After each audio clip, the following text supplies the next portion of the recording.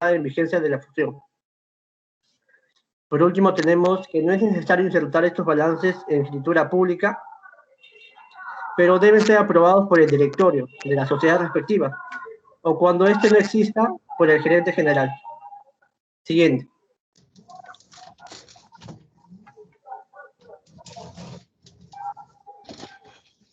Aquí tenemos la publicación de los acuerdos, que nos dice que cada uno de los acuerdos de fusión se publica por 3 veces, con 5 días de intervalo entre cada aviso. Los avisos podrán ser publicados de forma independiente o conjunta por cada sociedad participante. Bueno, aquí nos dice que hay 3 avisos con una diferencia de 5 días, ¿no?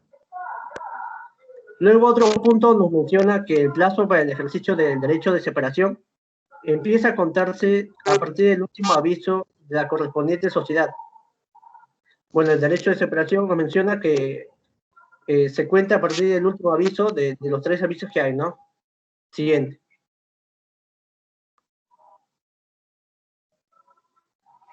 Ya, y como mencionamos, tenemos el derecho de separación, donde nos dice que el acuerdo de fusión da a los socios y accionistas de las sociedades que se fusionan el derecho de separación regulado por el artículo 200 de la Ley General de Sociedades. El artículo 200 nos hace mención de una carta notarial que es entregada a la sociedad hasta el 10º día siguiente de la fecha del último aviso. Siguiente.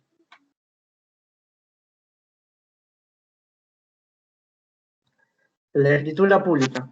Bueno, la información de la escritura pública contiene, primero, los acuerdos de las juntas generales o asambleas de las sociedades participantes. 2, el pacto social y el estatuto de la nueva sociedad o las modificaciones del pacto social y el estatuto de la sociedad absorbente. ¿Qué nos dice esto? Que en el caso de la fusión por incorporación, ¿no ves que se crea una nueva sociedad, la empresa B, en el ejemplo anterior? Bueno, la empresa B tiene que entregar el nuevo pacto social y el estatuto, ¿no? Y en el caso de la fusión por absorción, la sociedad absorbente, que en el ejemplo anterior era la A, tiene que entregar el pacto social y el estatuto modificado. Bueno, en 3 tenemos la fecha de entrada en vigencia de la fusión. Cuarto punto, tenemos la constancia de la publicación de los avisos prescritos en el artículo 355, lo que mencioné anteriormente. Y por último tenemos los demás pactos que las sociedades crean pertinentes, ¿no? Siguiente.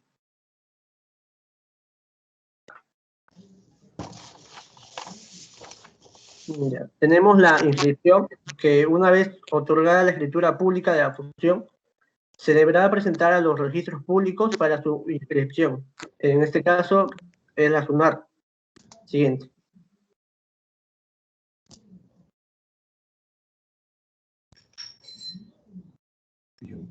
El derecho de oposición. El acreedor de la sociedad tiene el derecho a oponerse a la fusión, en este caso.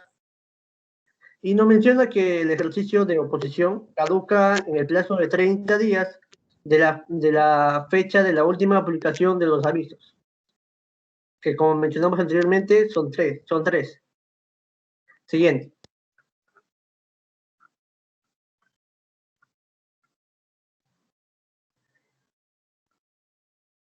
Bueno, como ya mencionamos en la clase pasada también, qué es la fusión, los tipos, formas de fusión, y ahora el procedimiento. Venimos ahora en este momento a hablar de las ventajas y dificultades que estos tienen, ¿no?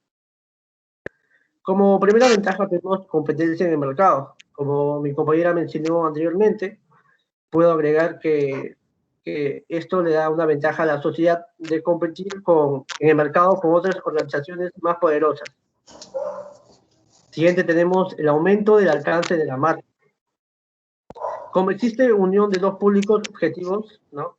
La fusión de empresas normalmente tiene un aumento en el alcance de los clientes, ya que como es improbable que dos empresas compartan exactamente el mismo público, hay una ganancia importante en el alcance de los clientes, ¿no? Bueno, también tenemos aumento de ingresos.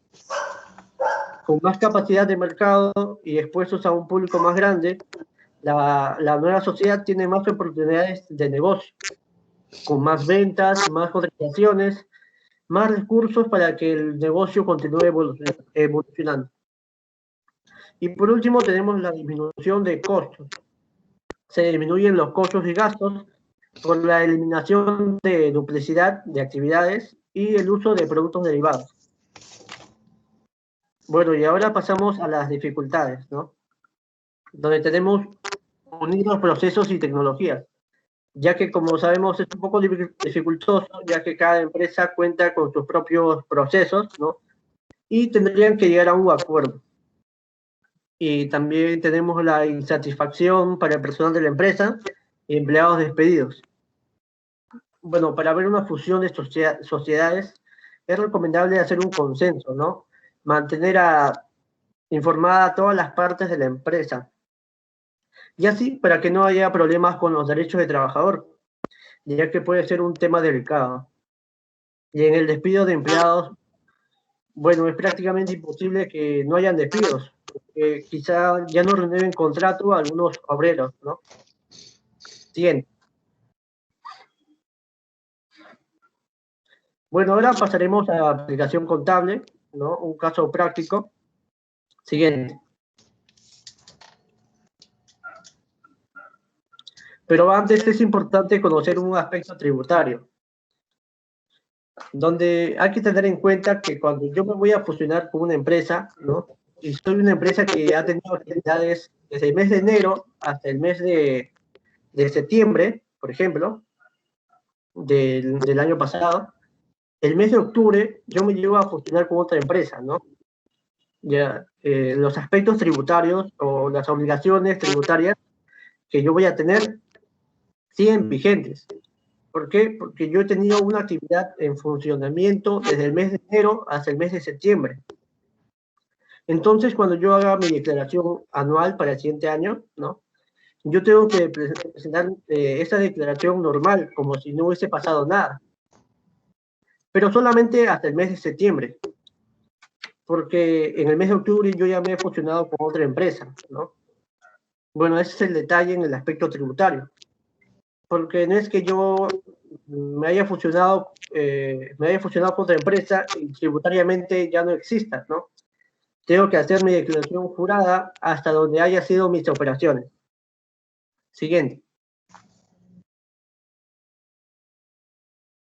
Bueno, ahora sí pasaremos al caso práctico, donde nos menciona que la empresa Tony Sack y Nilsson Sack, por acuerdo de socios, deciden fusionarse para agrandar su patrimonio, convirtiéndose en Tony Sack. Ambos entregan sus estados financieros para iniciar el proceso de fusión. Siguiente.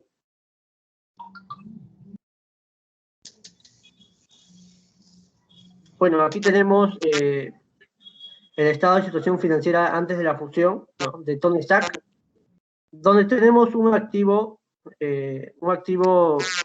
por 200.000, conformado por efectivo y equivalente de efectivo con 180.000, inventarios con 20.000.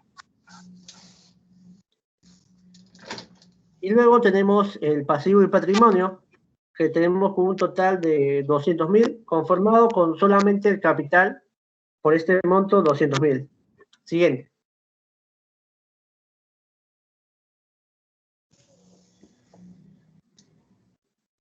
Ya. Aquí este es el estado de situación financiera de Nilsson Sack. Tenemos en el activo, total de activo, tenemos 270.000. Está conformado por efectivo y equivalente de efectivo por 200.000, inventarios con 70.000.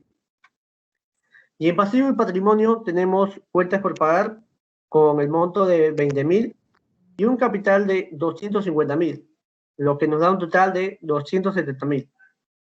Siguiente.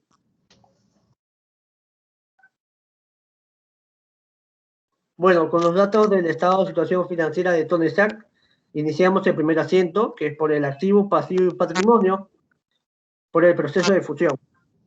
Tenemos las 10, efectivo y equivalente de efectivo, con 180.000 en el debe, la 20, mercaderías con 20.000 en el debe, contra las 50 capital con el monto de 200.000.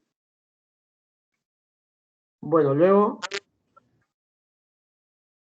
tenemos la transferencia de activos a Mitone SAC, donde utilizamos el elemento 0, Mitone SAC, 200.000 en el debe, contra la 10, efectivo y equivalente efectivo, con 180.000 en el haber.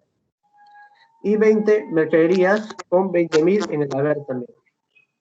Luego pasamos a la transferencia de pasivos a Mitone SAC, que es la nueva sociedad, ¿no? Bueno, tenemos la 42, cuentas por pagar, con un monto de 0, ya que, como vimos, Tone SAC en su estado de situación financiera no tiene pasivos. Y la cuenta 0, que Mitone SAC, con 0 también, ¿no? Siguiente.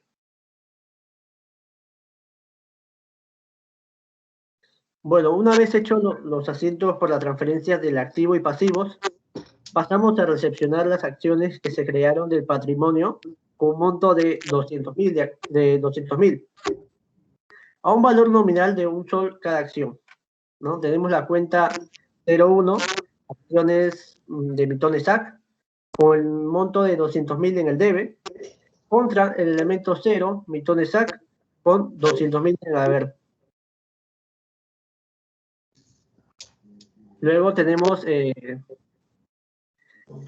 la recepción de las acciones, ¿no? Hacemos la distribución de las acciones entre los socios, que es la 50 capital, con un monto de 200.000 en el debe, contra la cuenta 01, acciones Mitone SAC, con el monto de 200.000. Siguiente. Bueno, lo que hemos hecho anteriormente era todo el proceso de Tone SAC, ¿no? Transferimos tanto los activos, pasivos y patrimonio a la nueva sociedad que se creó, que es Mitone SAC. Y ahora toca el turno de Milson SAC, donde hacemos todos los pasos anteriormente, lo hacemos también aquí. Tenemos el asiento que es por el activo, pasivo, patrimonio al inicio del proceso de fusión.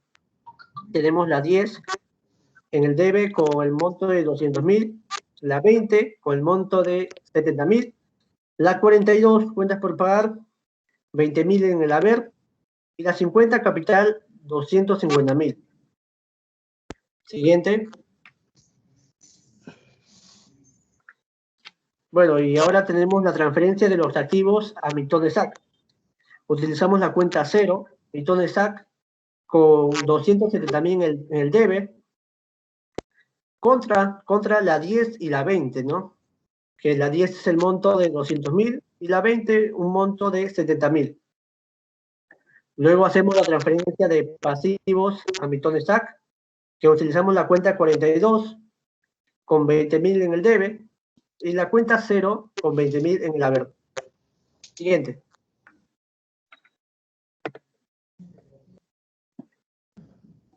Bueno, ahora tenemos la recepción de las acciones a un valor nominal de un sol cada acción. Tenemos la cuenta 01, acciones de Mitone SAC, con el monto de 250.000 en el debe, contra la cuenta 0, Mitone SAC, con 250.000. Luego hacemos la cancelación de las cuentas patrimoniales, que es la 50, 250.000, contra la 01, acciones de Mitone SAC, con el monto de 250.000. Siguiente.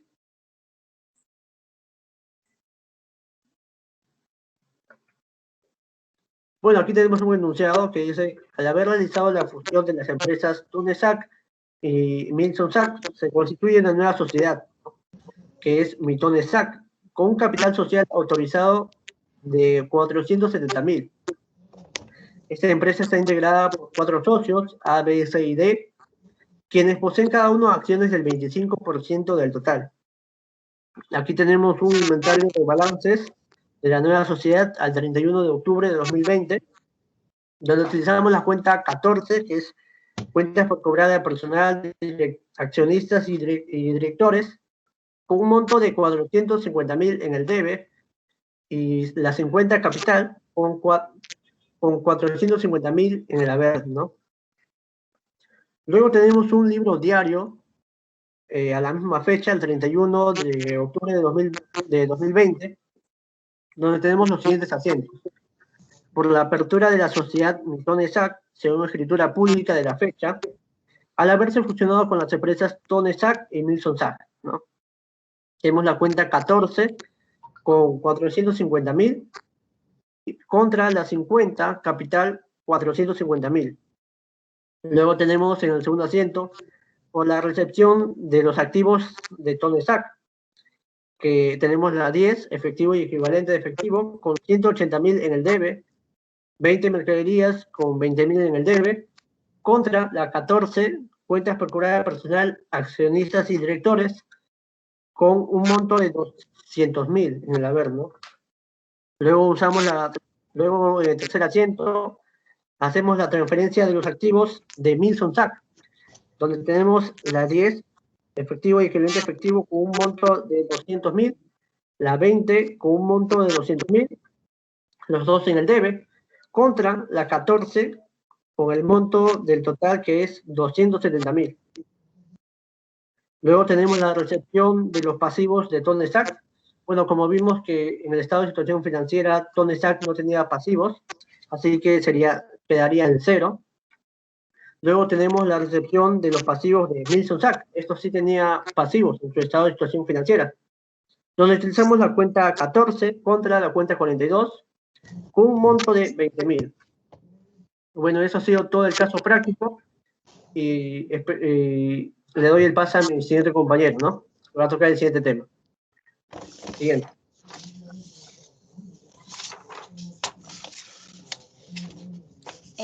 Buenos días, profesor. Buenos días, compañeros. Hoy día vamos a hablar acerca de una de las formas de reorganización de sociedades, que como bien sabemos se encuentra en la sección segunda de nuestro libro cuarto de la Ley General de Sociedades, y es la escisión, ¿no?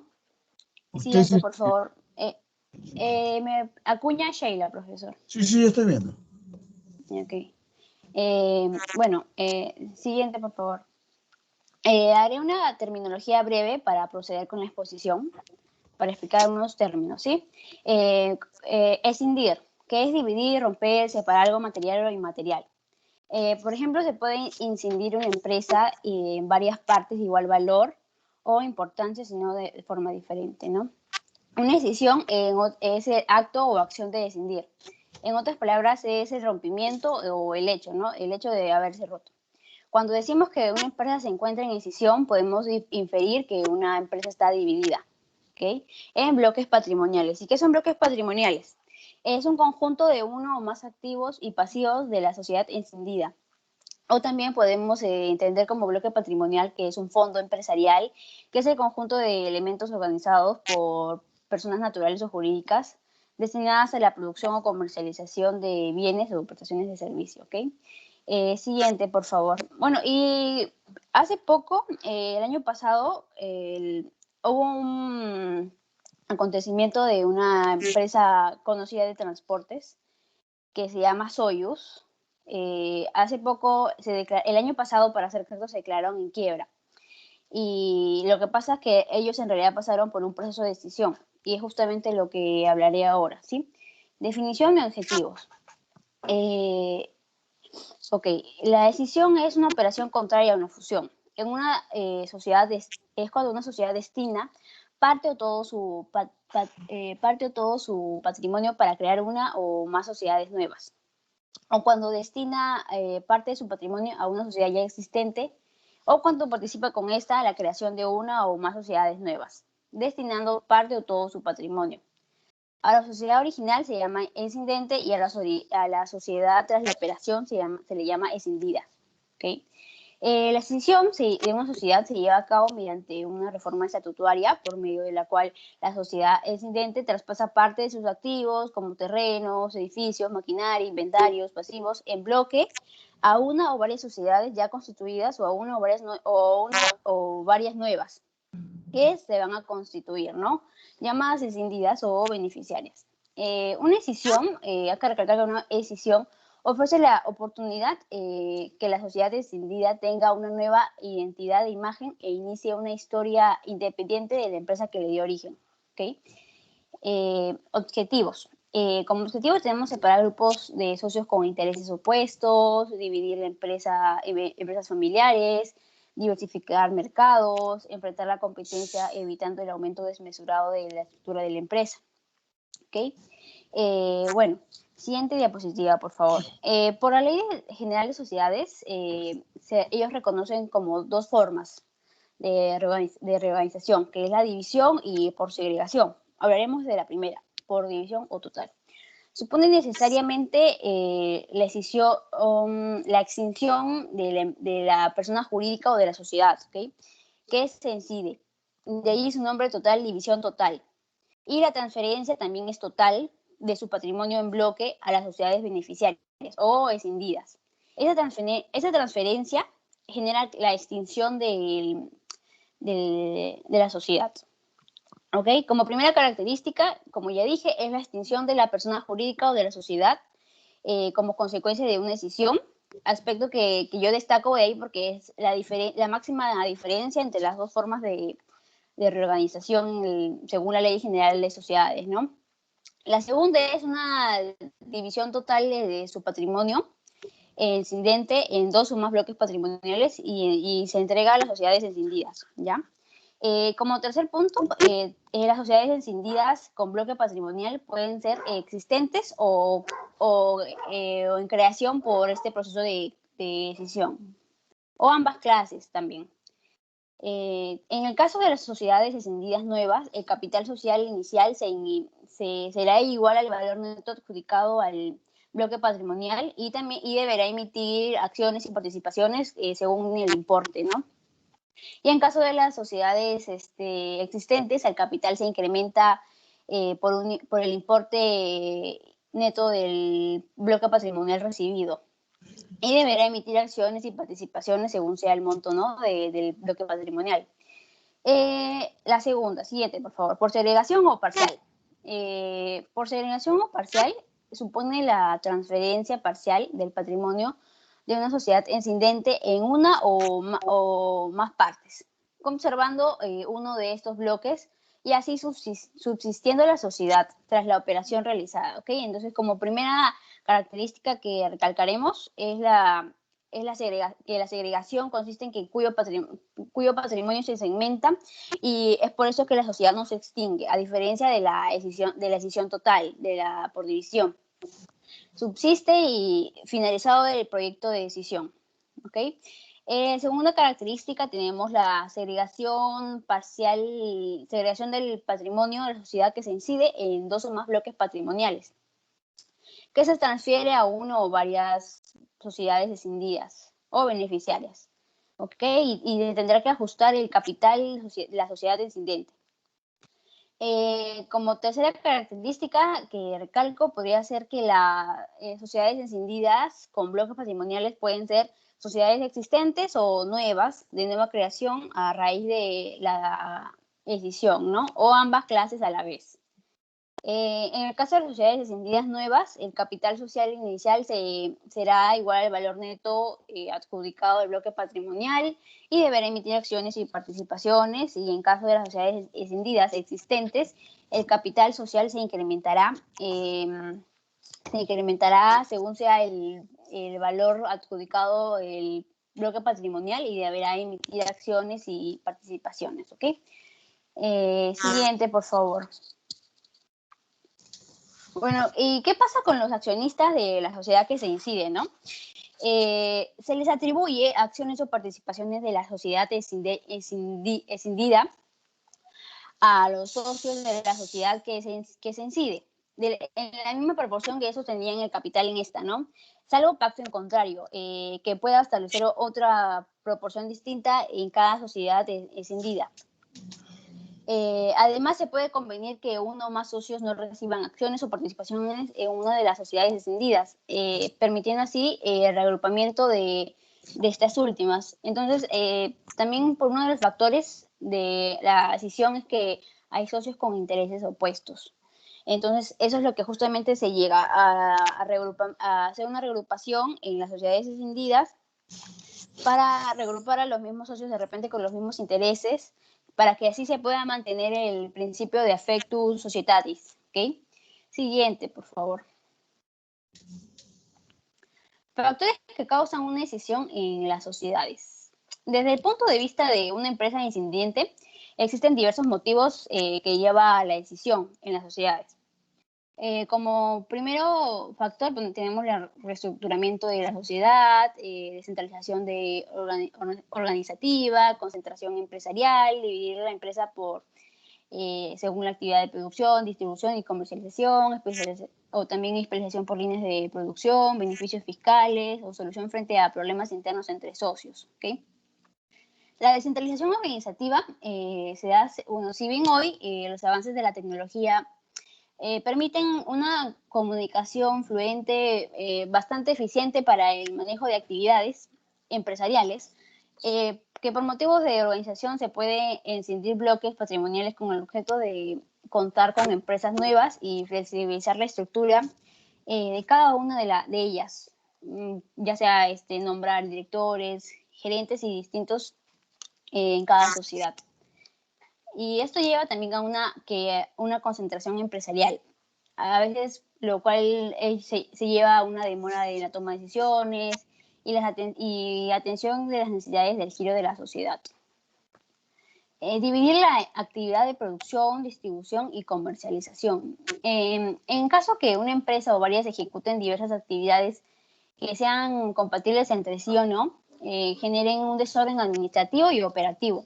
Se optaría por una decisión para buscar organizarlas en el plano contable, de impuestos, de toma de decisiones entre los accionistas, y también el hecho de especializar las actividades de las empresas distintas puede mejorar los controles de costos de producción, lo cual generaría mayores utilidades beneficiarias para los accionistas o socios. ¿Okay? Beneficios fiscales. Bueno, les doy un ejemplo, ¿no? La empresa ASAC es una empresa destinada al giro de producción de calzado y de cuero, ¿no?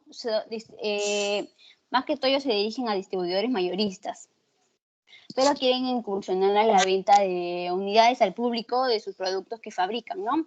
Y se desligan de la empresa SAC para formar la empresa de SAC, acogiéndose a una MIPE, la cual le permite, entre otros beneficios, un menor pago de impuestos de manera mensual y un régimen que disminuye los costos laborales, para de esta manera minimizar los riesgos del nuevo proyecto, ¿no? De la venta al público en general.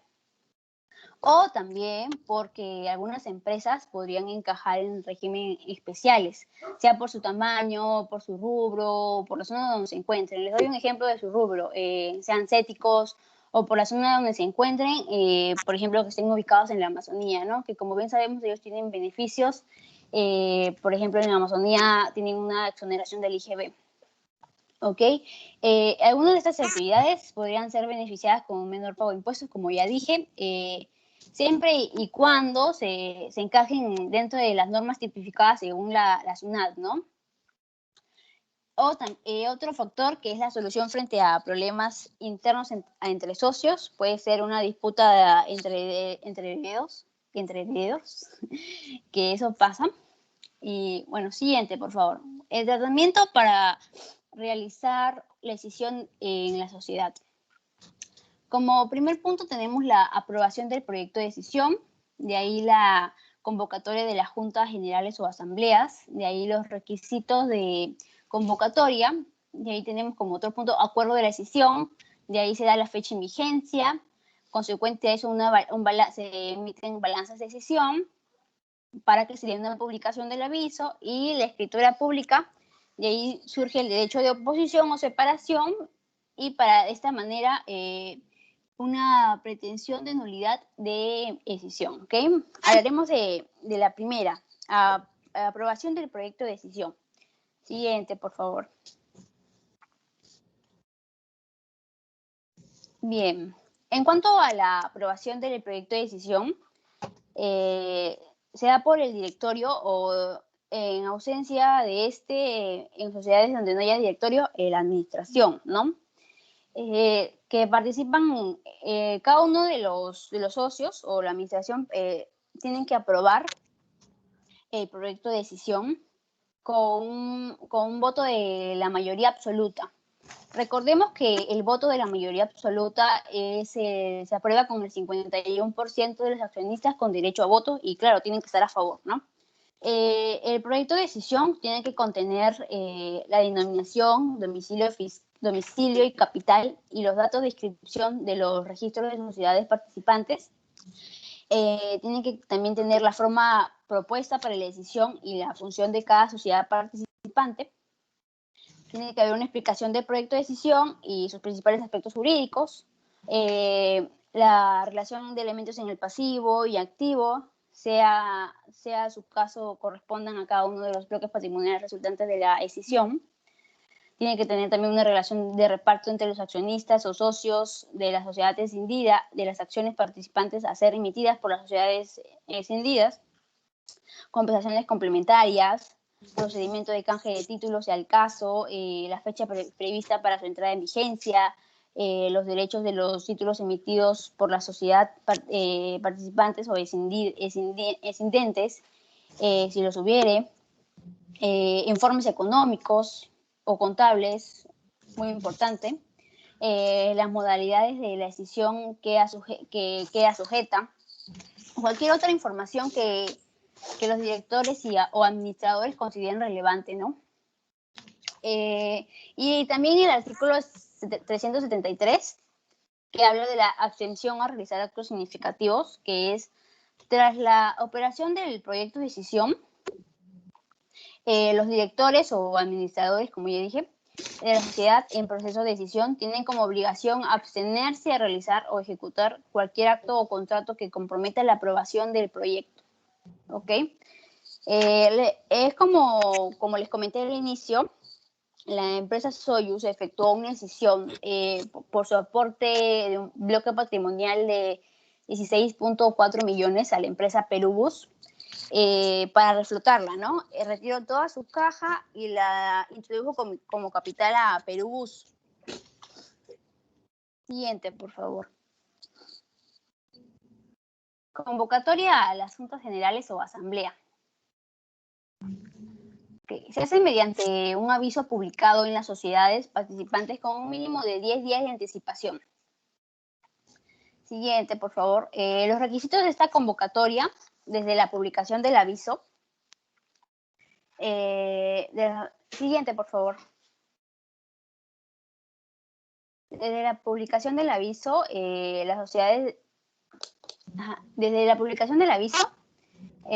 sociedades escindente pondrá a disposición de los socios los siguientes documentos: proyecto de decisión, los estados financieros auditados del último ejercicio de las sociedades que se van a entrar en proceso de decisión, el proyecto de modificación del pacto social y el estatuto de la sociedad escindida, y por último una relación de los principales socios y administradores, ¿no?, de las sociedades que se van a escindir. Siguiente, por favor.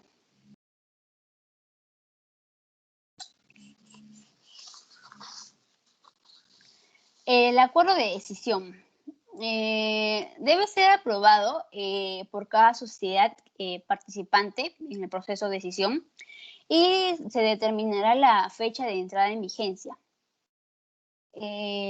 Por lo que la sociedad escindida existente o la nueva que se constituye asumen todos los derechos y obligaciones de cada bloque patrimonial recibido. ¿Ok? Y en el artículo 377 refiere a que el proyecto de decisión se extingue si no lo aprueban en las juntas generales o en todo caso a los 3 meses de presentado el proyecto de decisión. Siguiente, por favor.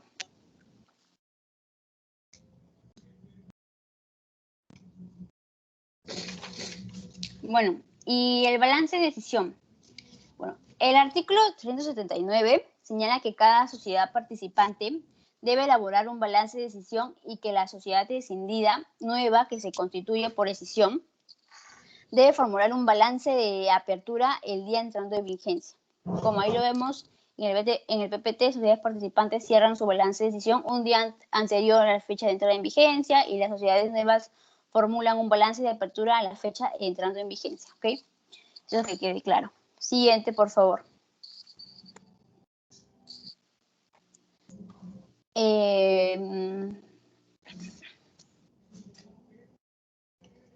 Publicación del aviso. Ok. El aviso se publicará 3 veces por cada sociedad que va a entrar en el proceso de decisión y con intervalos de 5 días entre cada aviso. Los avisos podrán publicarse de forma independiente o conjunta por las sociedades escindentes, resaltando que el plazo para el ejercicio de derecho de separación empieza a contarse a partir del último aviso. ¿Okay? A continuación le doy pase a mi compañero Juan para explicar la escritura pública de decisión. Muchas gracias.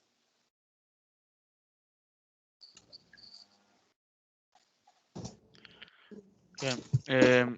Buenos días, profesor. Mi nombre es Juan Pajuelo y yo voy a seguir hablando con la parte de decisión de sociedades que estuvo hablando mi compañera Sheila. Bueno, comenzaré primero con la escritura pública de decisión. Esta escritura pública de decisión se otorga una vez vencido el plazo de 30 días desde la fecha de publicación que se dio el último aviso, el que estuvo refiriendo mi compañera hace unos minutos con el artículo anterior. Esto se ocurriría si no hubiera una posición de alguno de los accionistas.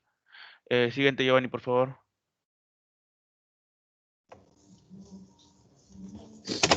El contenido de la escritura pública.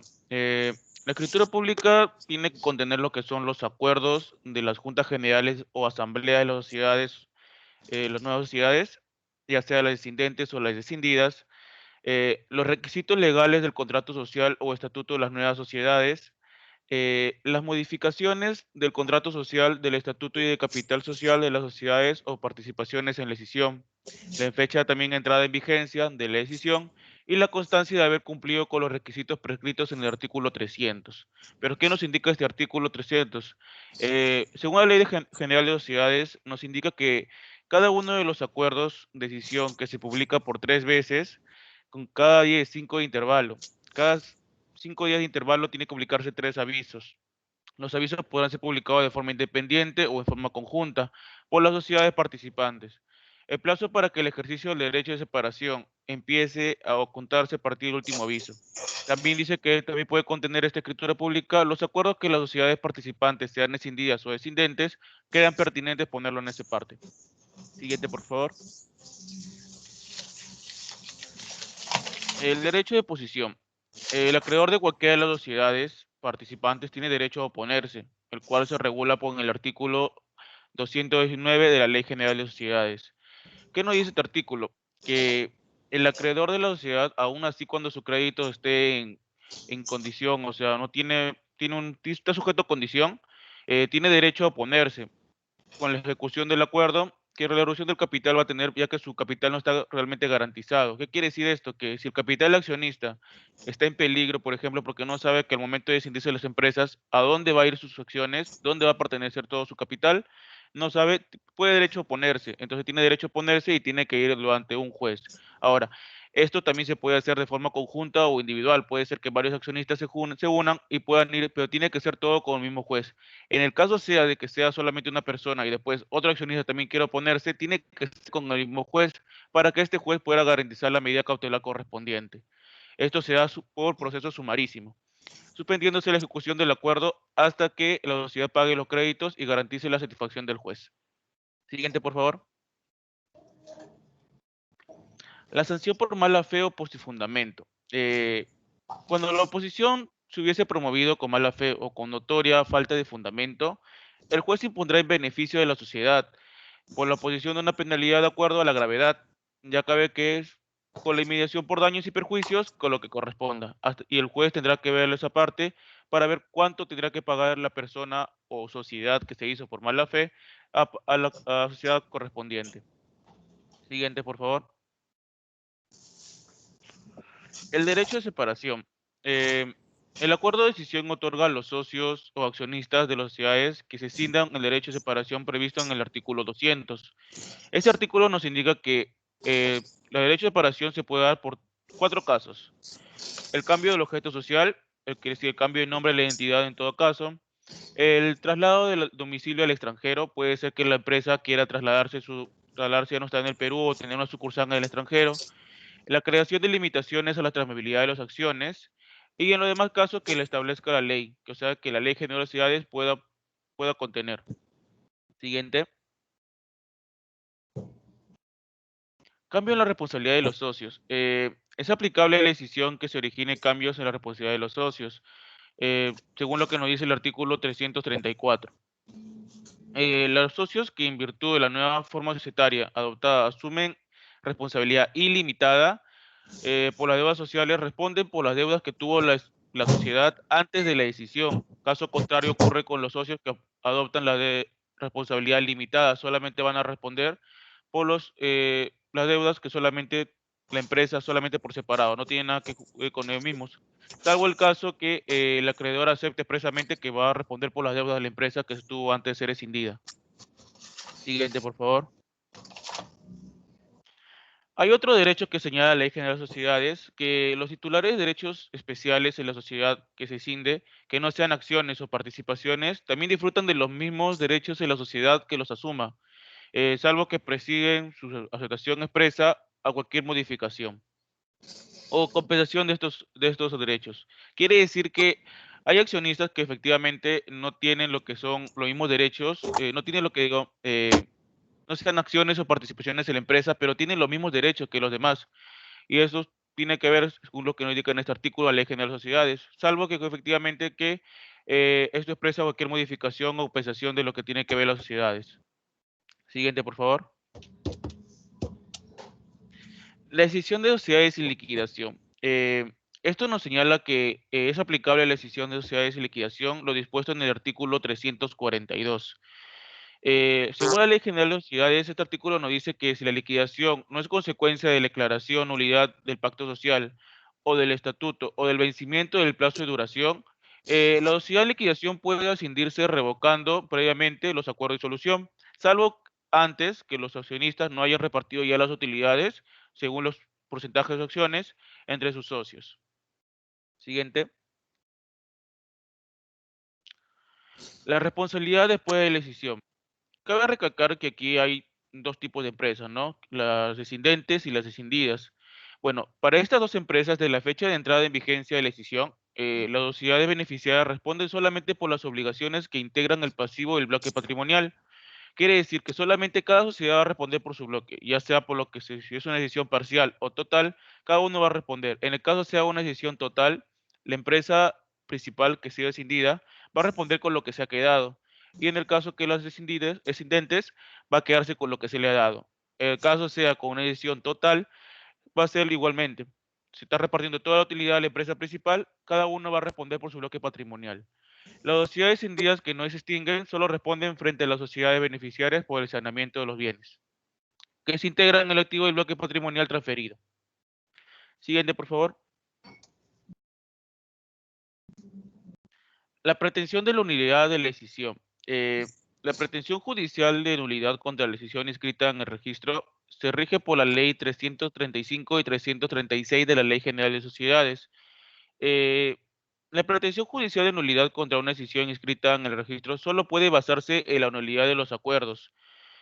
Bueno, de los que las juntas generales o la asamblea de socios de las sociedades que han sido participantes que hacen la fusión, escisión o transformación.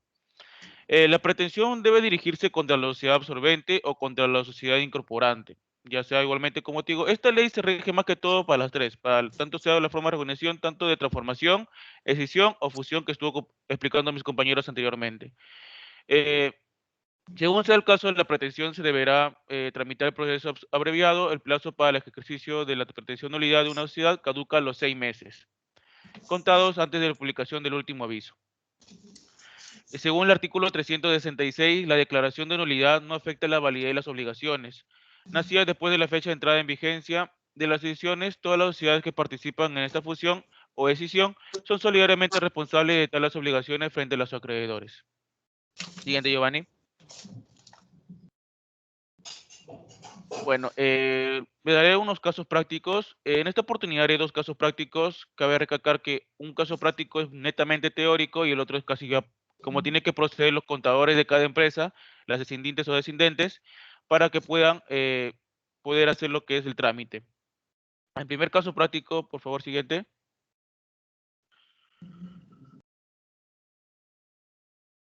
Tenemos este caso práctico. Nos dice que la empresa X, que posee activos de 550.000, en pasivos 25.000 y en capital 300.000, desea dividirse en varias empresas, para lo cual tiene dos opciones. Eh, la decisión total y la decisión parcial, según las siguientes condiciones. Si hace la decisión total, tiene 40% para la empresa A y el 60% para la empresa B. Y si quiere hacer una decisión parcial, tenemos lo que es el pasivo para la empresa A iría el 20% y para la empresa B el 40%. Como puede ver en el cuadro, efectivamente en la edición parcial la empresa X va a quedar con un saldo, quiere decir que no va a dejar de existir. Al igualmente que en el patrimonio tenemos el 30% y para la empresa B el 10%. Igualmente va a quedar un saldo para la empresa X porque no va a dejar de existir siendo una decisión parcial. Bueno, vamos a ver primero la decisión total. Siguiente, Giovanni. Veamos los datos que tiene la empresa X en el pasivo, activo y patrimonio. Antes de la decisión, podemos ver que perfectamente están aplicando, sumando el pasivo más patrimonio, nos tiene que dar efectivamente, nos da el activo. Está todo correcto por lo que vamos a ver, porque podemos sumarlo y nos da efectivamente el activo. Como es una decisión total, todos los activos, patrimonio y pasivos de la empresa X se van a separar para crear la empresa A y B. Quiere decir que la empresa X va a dejar de existir. Según el caso práctico, para la decisión total, podemos ver que nos dan un porcentaje global, como podemos ver que tendrá cada una de las empresas, tanto para el pasivo, activo y patrimonio, lo que era el 40% para la empresa A y el 60% para la empresa B. Quiere decir que todo se trabaja de forma global, 40% para el pasivo, 40% para el patrimonio y 40% para el activo. Al igualmente que el 60% para la empresa B, 60% para el activo, patrimonio y el pasivo. Bueno, haciendo los cálculos correspondientes, podemos llegar a este cuadro que ven el primero, sacando el 40% cada uno, el 60% cada uno, y llegamos a este cuadro.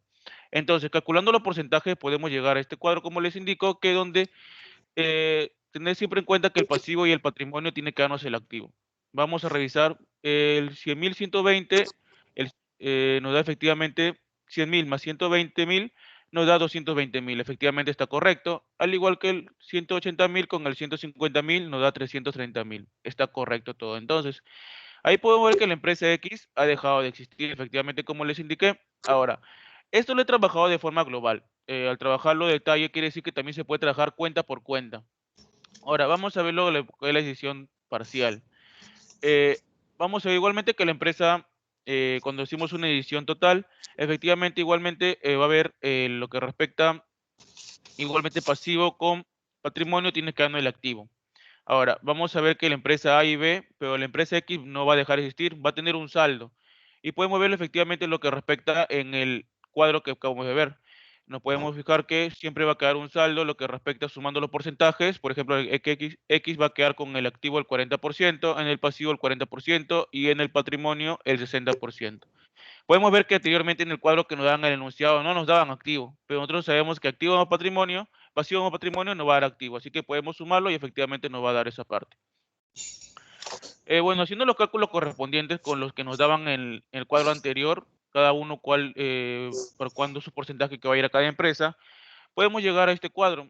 Entonces, igualmente tenemos que, con los mismos datos de la empresa X, solo hemos hecho un copy pega con los mismos datos que teníamos y con los porcentajes que nos han dado anteriormente, podemos llegar a este cuadro sabiendo que igualmente que la empresa X va a seguir continuando con su operación contable, pero con motivo con menos reducción del capital que se le acaba de hacer.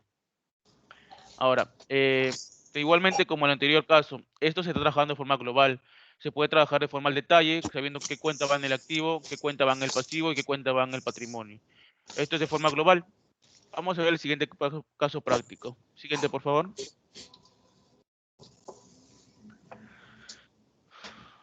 Ok.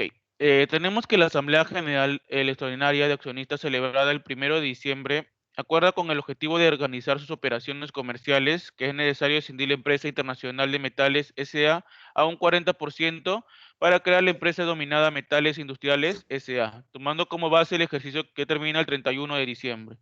Existen dos socios, el socio A que tiene el 51% de las acciones, el socio B que tiene el 49% de las acciones, y cada acción vale 100.000 de 400 acciones. 10.000, no, 1.000, discúlpeme. Ahora, como podemos ver, esta es una división parcial porque efectivamente se está que saca el 40%, pero va a quedar un saldo en la empresa normal.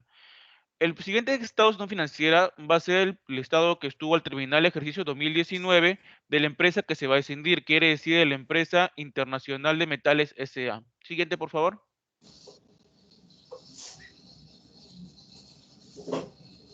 Como podemos ver aquí, justamente es lo que ha terminado en el 2019, antes que van decidido escindirse la empresa. Podemos ver efectivamente, como les indiqué, que el activo con el pasivo y patrimonio nos da cuadra todo normal, no hay problema en esa parte. Ahora, veamos los datos que tiene cada denominación, tanto sea efectivo, equivalente a efectivo, las otras cuentas por cobrar cada una. Lo vamos a trasladar a un cuadro que vamos a presentarle siguiente, por favor, siguiente. Nos trasladamos este cuadro, los mismos datos que teníamos en estados financiera, le vamos a sacar el 40% a cada denominación. Sacándole el 40%, vamos a tener que la empresa, que es la principal Internacional Metales S.A., va a quedar con un saldo, que por ejemplo, que tenía 1.450.000, va a quedar con 870.000, en lo que es efectivo, equivalente efectivo, y así cada uno con las denominaciones. Entonces, ¿qué tiene que proceder a hacer el contador? El contador tiene que hacer con la primera empresa, que es la empresa principal, tiene que hacer un asiento contable para reducir lo que ha tenido. Efectivamente, por ejemplo, si estaba cargado, ahora tiene que abonarlo para poder reducirlo, procediendo a hacer lo que es el siguiente haciendo. Por favor, Giovanni, siguiente. Este es el asiento que debe proceder a hacer el contador, cargando lo que son abonando lo que son los activos y cargando lo que son pasivo y patrimonio para que se pueda reducir. Tenías cargado, por ejemplo, un monto y lo abonas el otro monto con la misma denominación, ¿qué tienes que proceder a hacer? Restarlo, y efectivamente es lo que está que se aplica en este momento. En todo caso, entonces, ¿qué tiene que hacer con la empresa nueva el contador? Siguiente. Este sería antes de comenzar con la otra empresa, este sería ahora el nuevo estado financiero de la empresa principal, quiere decir de la empresa Internacional de Metales S.A. Como podemos ver, efectivamente se ha reducido gran parte de sus activos, su pasivo y patrimonio. Ahora, ¿qué tiene que hacer con la otra empresa? El contador tendría que ser efectivamente igual. Ahora, como es una empresa nueva, no tiene ningún saldo, tiene que cargar los activos y abonar los pasivos y patrimonio, haciendo proceder el siguiente haciendo. Siguiente, Giovanni. Ahí podemos ver que efectivamente solamente lo que se ha cargado, el porcentaje que se quitó a la empresa anterior, se ha cargado y se ha abonado los pasivos y patrimonio. Igualmente, como es una empresa nueva, igualmente tiene que proceder con los mismos datos a hacer el siguiente estado de situación financiera. Siguiente. Igualmente podemos ver que ahora sí está igualmente efectivo, activo, igual con pasivo y patrimonio. Es lo que tenía que proceder a hacer el contador de la empresa para ser el contador de empresas industriales A o la empresa que se ha transformado. Siguiente. Bueno, ahora también la Ley General de Sociedades nos indica que hay otra forma de reorganizarse, ya sea excepto la transformación, fusión o escisión. ¿Cuáles son estas formas? La que nosotros denominamos escisión simple. Esta decisión simple nos dice que se considera reorganización simple. Se considera que la organización del activo por el cual uno se hace segrega uno o más bloques patrimoniales y los aporta a uno o más sociedades nuevas o existentes, recibiendo el cambio y considerando su activo las acciones o participaciones correspondientes por los aportes. Hay otra forma de reorganización también aparte de esta. Siguiente, por favor.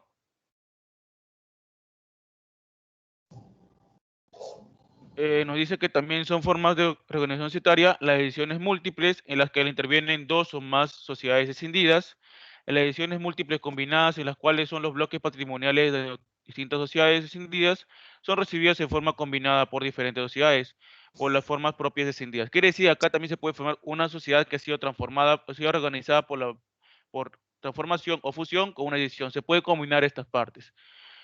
También dice que las sociedades combinadas son entre fusiones, escisiones y transformaciones, entre las mismas sociedades son participantes. También nos dice que las escisiones y fusiones combinadas entre múltiples sociedades y cualquier otra operación en que se combine transformación, fusión o escisión. Siguiente, por favor.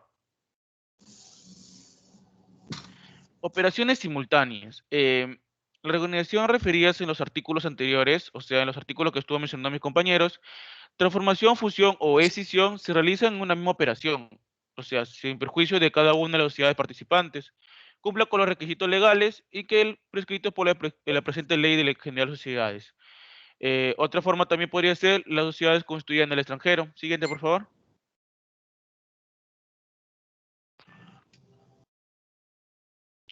La reorganización de sociedades constituidas en el extranjero.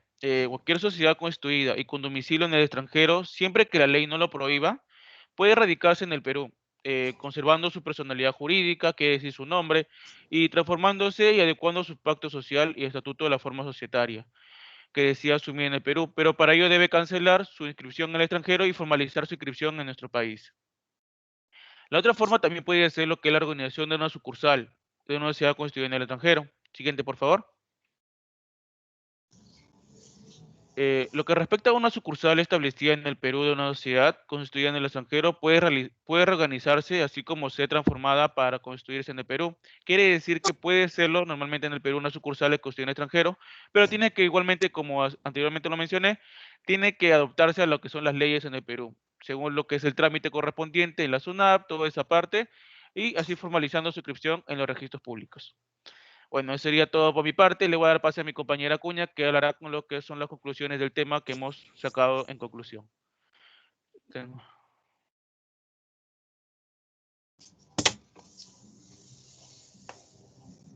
Eh, un momentito, por favor.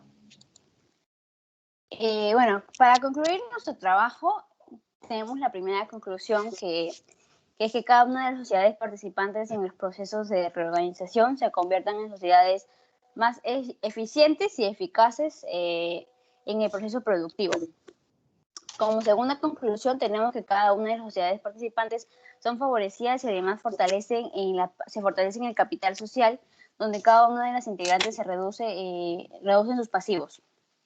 Y como tercera conclusión, podemos tener que según la Ley General de Sociedades, puede darse una decisión que solucione un conflicto entre socios, asignando la participación sin que los grupos en conflicto continúen vinculados en las mismas sociedades. Y también que el derecho empresarial sigue en evolución y ni siquiera su definición, objetivo y sujeto pueden darse por definitivos. Peor aún cuando las transformaciones empresariales a nivel mundial son cada vez más rápidas y novedosas. Las sociedades anónimas cerradas poseen muy pocas características que sean obligatorias y que no puedan ser reguladas en la propia voluntad mediante el pacto social o estatuto.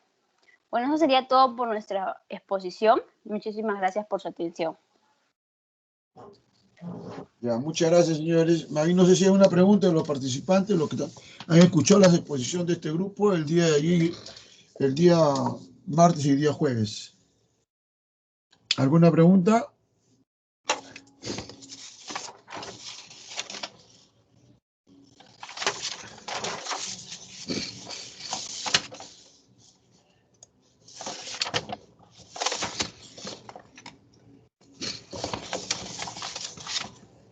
Yo le hago una pregunta. Creo que la señorita Sheila Acuña fue, o la señorita Sobero, no sé cuál de las dos fue que habló un tema, Alesca, ¿no? Valeria Alesca o la señorita Sheila Acuña. Creo que fue Valeria, no sé. La persona que habló de decisión creo que fue Sheila, ¿no? Dijo que la decisión tiene beneficios fiscales y mencionó, bueno, creo que habló algo del MIPE tributario, ¿no? Pero tiene que tener, supongamos que esta empresa tenga el régimen general, supongamos, y se exinde. ¿Me puede aclarar mejor qué beneficios tendría fiscales? Señorita Acuña fue, ¿no? Fue la que habló de ese tema. Sí, profesor, ¿cómo? Disculpe, que está en un régimen general, dijo, y se incide. O explíqueme usted bien ese tema, porque me va a entender que se beneficia porque se pasa a MIPE tributario, creo, ¿no? A ver, explíqueme esa parte. Sí, a ver, les doy un ejemplo de que de repente alguna empresa con régimen especial o general destinada de repente a la fabricación de cuero quiera incursionar en la venta de, por ejemplo, de de calzados de cuero, ¿no? Entonces, para esto no quiere usar la misma empresa que está al giro de la fabricación del cuero, sino que crea otra empresa, pero no va a ser una empresa grande, ¿no? Va a ser, por ejemplo, una MIPE para mitigar y minimizar los riesgos en el proyecto que tienen de la venta general de los calzados. Ya, pero yo le pregunto, Ujú.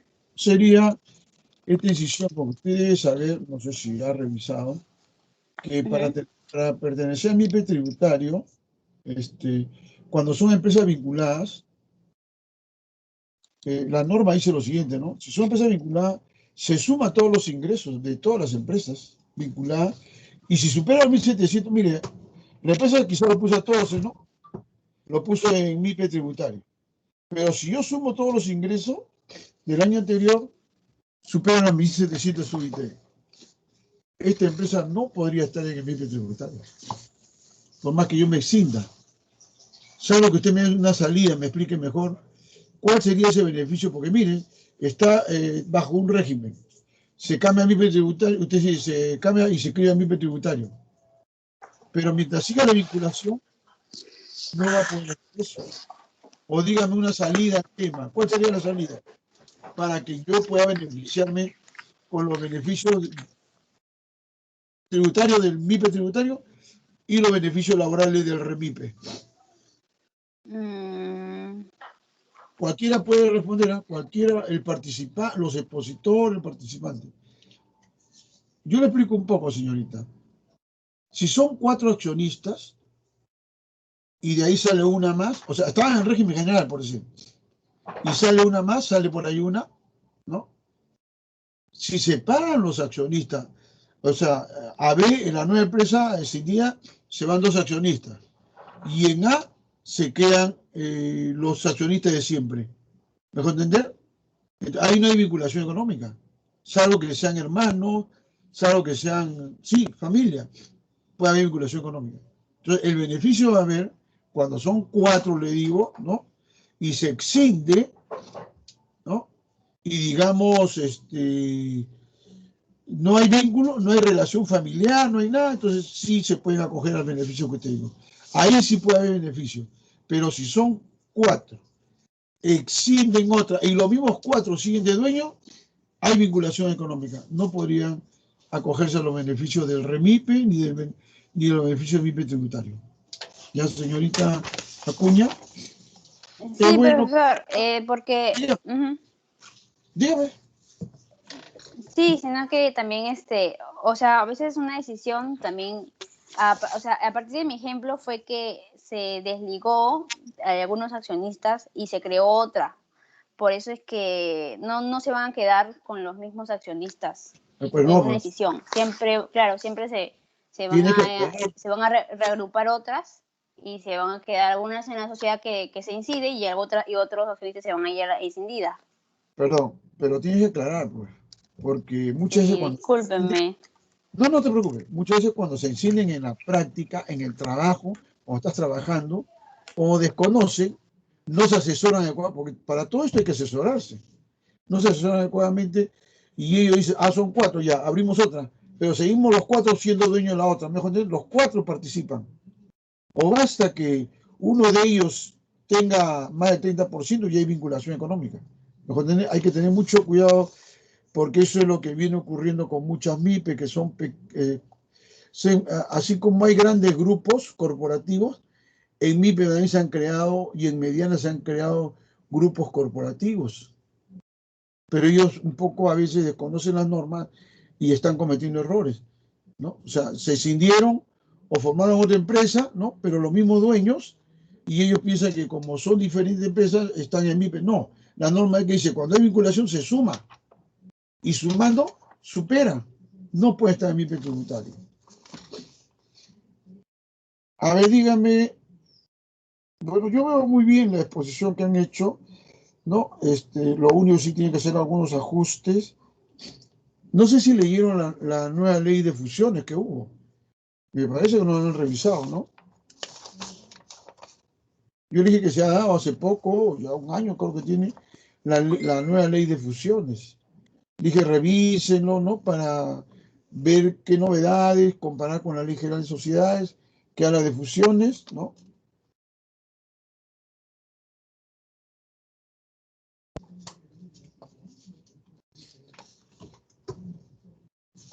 Si se transforma una SRL a una SAC, se transforma, ¿no? ¿Cambia su RUC o mantiene su RUC? Porque se está transformando, está cambiando de una SRL a una SAC. ¿Qué dice el grupo expositor?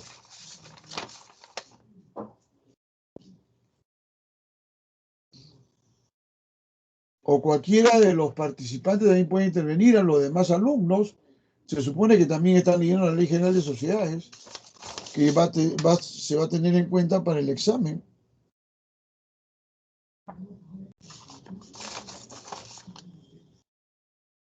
Se mantiene el RUC, señor. Lo único que están haciendo es cambiar el nombre, ¿no? Ya no son Razón Social SRL, sino ahora es SAC. El RUC se mantiene. Solamente cambia que se ha transformado, ¿no? En ese sentido, señores. Bueno, no han leído, ¿no? La nueva ley de fusión. Contésteme si hay un coordinador del grupo o cualquier otro. No han leído, creo, ¿no, señores? Nos hemos basado en la ley general, profesor. ¿Cómo? Ley general de sociedades. Nos hemos basado en la ley general de sociedades. Sí, pero ha habido modificaciones. Es bueno que lo revisen, ¿no? Está bien, la ley general de sociedades. Es igual. La ley del IGB del año, miren, la última vez que se ordenó, el año 1999. Pero del 99 a la fecha, ¿cuántos años han pasado? Más o menos 22 años, ¿no? 21 años. 21 años, ¿no? 21 años o 22 años y ha habido muchos cambios. Yo no puedo leer la ley tal como estaba en el 99. Tengo que leerla con todas sus modificaciones. ¿Ya, señores? Está bien, profesor. Lo vamos a tener en consideración. Gracias. Ya. Dígame, ¿están llevando tributación o no? ¿Ustedes No, han llevado, creo, derecho empresarial o no? ¿O están llevando? eso sí. ¿Están llevando, señor Pajuelo? No, derecho empresarial hemos llevado pues, en el segundo ciclo, ya hace un año, más de un año. ¿Qué aprendieron? Lo que respecta justamente a lo que son las sociedades anónimas, la IRL, todo lo que tiene que ver con justamente la Ley General de Sociedades, o sea, todos los artículos nos explicaron y más o Pero menos cómo derecho podría ser lo empresarial que es son. Ah, bueno. Bueno. Ahí no lo dejamos. Bueno, para que ustedes sepan, ¿no? Si quiere lo toma en cuenta, no lo toma en cuenta. Yo le mencionaba, por ejemplo, la ley del IGB, se aprobó el año 1999, pero ha habido muchas modificaciones, son 22 años más o menos. No sé si lo han explicado, saben, el año 95 hizo su reforma tributaria Fujimori, donde cambió la ley del IGB, cambió el código tributario, cambió el impuesto de la renta. Siempre cuando hay una reforma tributaria cambian esas normas. Después vino Toledo, el 2003, y hizo también su reforma tributaria, cambió esas tres leyes. Después vino Alan García, el 2006, hizo su reforma tributaria, cambió esas tres leyes. Después vino Humala, ¿no? El 2012 hizo su reforma tributaria, cambió también las tres leyes. Y después vino Kuczynski, también cambió las tres leyes con su reforma tributaria. Y también ha habido en Vizcarra cambios, ¿no? Su reforma, algunos cambios que hubo tributarios. Entonces, ¿qué pasa? Que los gobiernos están obligados a actualizar estas normas, pero hace mucho tiempo que no lo actualizan. ¿Cómo lo actualizan? Con un texto único ordenado. Cuando usted lea un texto único ordenado, significa que han ordenado toda la legislación, todos los cambios que han habido. Pero mire, en el 99 que se aprobó la ley del IGB, hasta la fecha no hay texto único ordenado. La ley del impuesto a la renta, la última vez que se ordenó creo que fue el 2004, la ley del impuesto a la renta. Y mire cuántas reformas han habido después, lo que les he detallado, no está actualizada. Debería haber un texto único ordenado, no lo hay. Entonces el tributarista tiene que auxiliarse de todo esto, ¿no? Bueno, el código tributario, la última vez que se ordenó fue el año 2013. pero después de Humala, 2003, han venido Kuczynski, Reforma, el señor Vizcarra, igual, ¿no? Entonces ha habido cambios.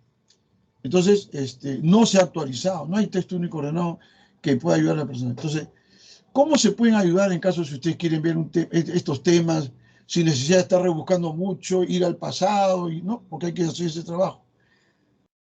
Entren a la página web de la SUNAT, SUNAT por su cuenta lo va actualizando, por su cuenta, de manera oficiosa. Eso nos sirve bastante, a los tributaristas nos sirve bastante, definitivamente, ¿no? Porque lo va actualizando, ¿ya? Entonces le estoy diciendo, si ustedes quieren tener esa norma actualizada, entran a la página web de la SUNAT. Por ejemplo, creo que el IGB, el Código Tributario, está actualizado hasta el año 2018, por ejemplo, ¿no? Lo va actualizando la Administración Tributaria. Le pongo esto para que ustedes sepan cualquier consulta, ¿no? Y bueno, volviendo al tema. Muy bien la exposición de este grupo, ¿no? Yo los felicito a todos ustedes, ¿no?